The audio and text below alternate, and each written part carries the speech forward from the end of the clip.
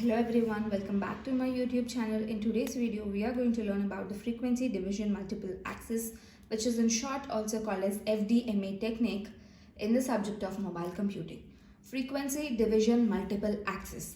Right, the word itself says that in order to multiple accessing, we will be dividing the frequencies. So you know what multiple accessing, right? You're having a channel and many users are or many stations are trying to access to that channel at a given single time. Then it is said to be multiple accessing, and because of multiple accessing, collisions may happen.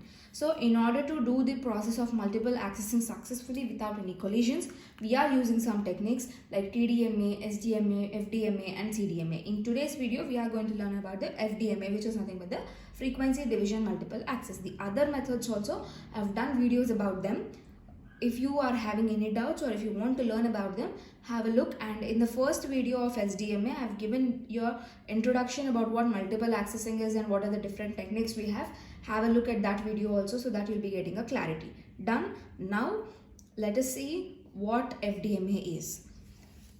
Frequency of complete channel is divided, whereas the time is kept constant. So the complete channel's frequency will be divided into number of subdivisions, and here the time is kept constant, whereas in TDMA we will be dividing the time and maintaining frequency as constant, right? So here we will be dividing the frequency of the complete channel.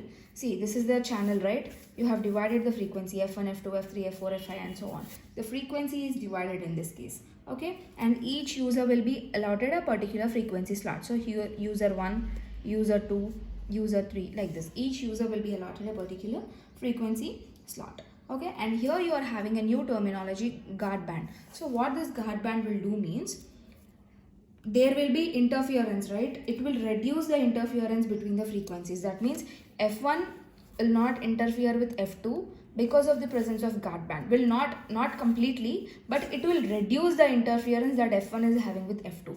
If you don't have this guard band in between, these two frequencies may interfere with each other. Those two frequencies may merge with each other. So the presence of guard band will reduce the frequency interference or the interferences between the two frequencies. Okay, done. And this is very simple to implement and understand.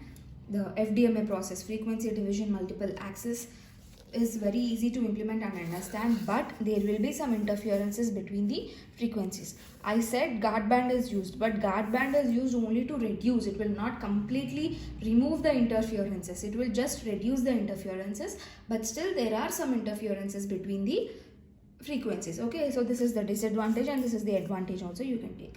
Now let's try to understand this frequency division multiple access with a diagram. See, if you can see this, the frequency is on y-axis and the time is on x-axis again. But here, what is being divided? Frequency is being divided into number of slots, and each frequency will be allotted to the users, U3, U4 or to a station. So whoever is requesting, for those the data will be allotted in the frequency division multiple access. Done. So this is all about the frequency division multiple access. I'll quickly revise it again. The time is kept constant and you will be dividing the frequency of the given channel completely. The complete channel's frequency will be divided into number of slots. Okay, and each user will be given a chance to access to the frequency slot.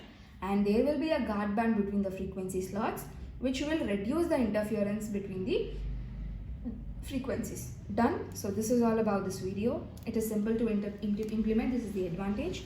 So that's all for this video. If you have understood clearly whatever I've explained in this video, hit the like button and also share it with your friends. If you have not yet subscribed to my channel, do subscribe and also hit the bell icon so that you can receive the notifications whenever I post a video. And also, if you're still having any doubts, let me know that in the comment section.